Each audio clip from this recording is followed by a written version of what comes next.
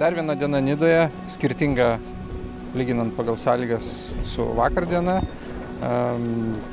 Kapitonų pasitarime, skipper mitinge kolegos juokavo, kad teks šiandieną plaukti Grįžulių ratų konsteliaciją.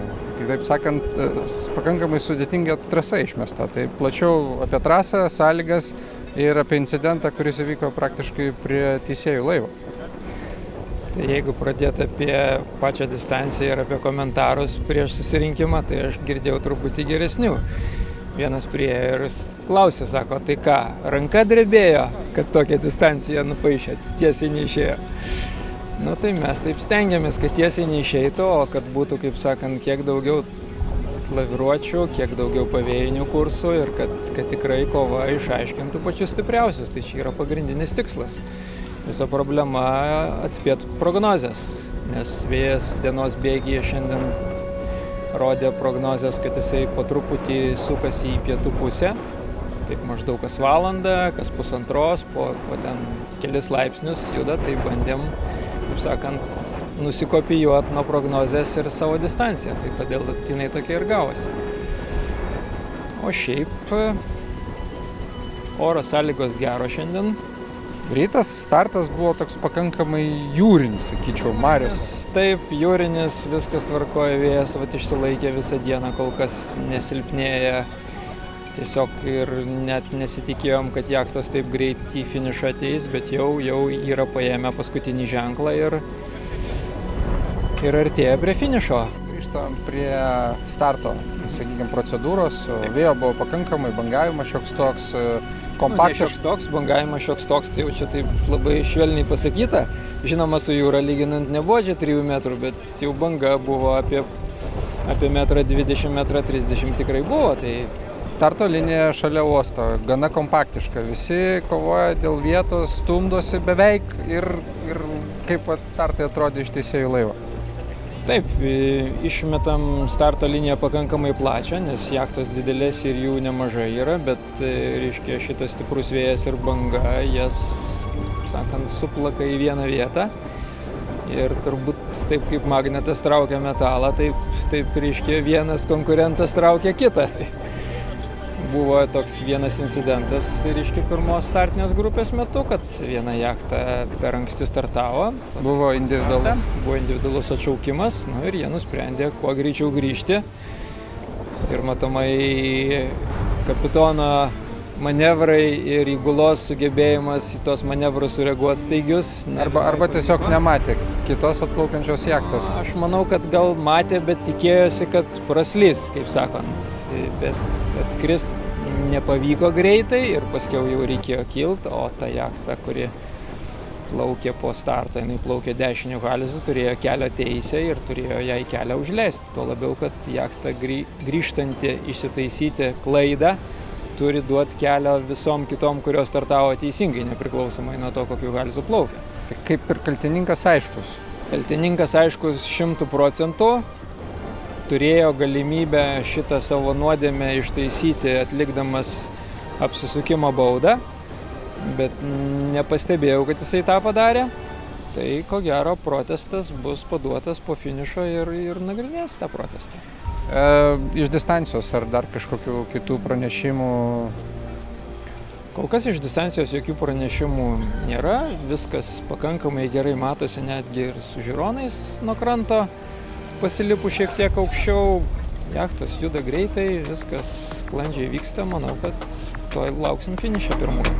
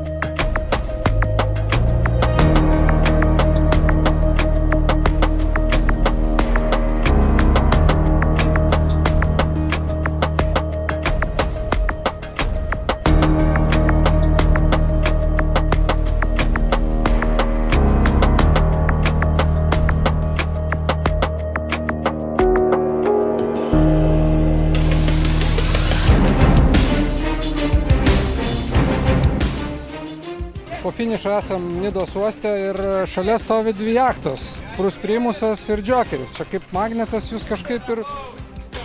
Dėl to kontakto starto metu reiktų paaiškinti buriavimo taisyklės. Per startą galioja dvi taisyklės iš esmės. Dešinys halzas, kai vėjas pučia į dešinį bortą, ir tas, kas eina aštriau į vėją.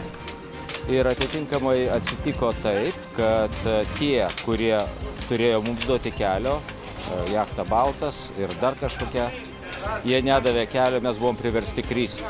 Ir tada pavėjį esanti kita jachta Ekstrymas pradėjo kilti reikalaudami kelio. Ir mes užkilome tiek, kad jiems suteikti tą kelio teisę. Ir tuo metu, aišku, išlindome į falstartą, kirtome starto liniją kiek anksčiau. Tam, kad toliau tęsti lenktynes, reikia sugrįžti ir dar kartą startuoti. Tai grįžimo momentu mes susivendavom, kadangi buvo jau laisvo ploto virš mūsų. Susukome, tačiau užstrigo šotas. Tai yra viena iš virvių, kuri leidžia laivui atkristi. Ir mes paėmę jau kryptį į atkritimą, supratom, kad to padaryti negalim. Tada paskutiniu metu mes ir kitas laivas suvendavo ir mes susidūrėme taip, kaip jachtos nesusidūrė. Mes trenkėmės į jų galą, į užpakalį. Kitaip tariant, jie jau buvo pasisukę ir mes pasisukę, bet dar buvo šoninė inercija ir realiai tie 5 centimetriukai nekingi ir padarė žalą ir vienam laiveliui, ir kitam laiveliui. Trumpai tariant, tokia istorija. Taigi kalbinam jachtos Joker kapitoną, jeigu galima trumpai apie incidentą, kuris įvyko starto linijoje. Ja, starto metu buvo pažeista taisyklė, dešinio halso taisyklė. Jachta Prus Primo padariusi falstartą. Greitai atkritinėjo nuo vėjo, kadangi mes ėjom dešiniu bortu, mums turėjo duoti kelią, bet kadangi jie to kelio nedavė, mes neturėjom ką, stengiamės išvengti susidūrimo, bet vis tiek pasiekmės yra. Prasme, buvo kontaktas iš esmės, nes mačiau, kad mes turim užfiksavę tai iš oro ir ten gana nevaikiškai paguldė jūs. Taip, nes kadangi mes irgi nebespėjom, nes mes vengiam tiesioginio susidūrimo, nes jeigu būtų tiesioginis susidūrimas, tai tada turėtume jau kiaurą bortą. Šiuo atveju tai manau, kad kaip sakyti, draudimas turi spręsti šitą dalyką. Jūs protestą pateikėt dėl... Turiu pateikti dėl draudimo, bet kokia atveju, kitaip draudimas negalios.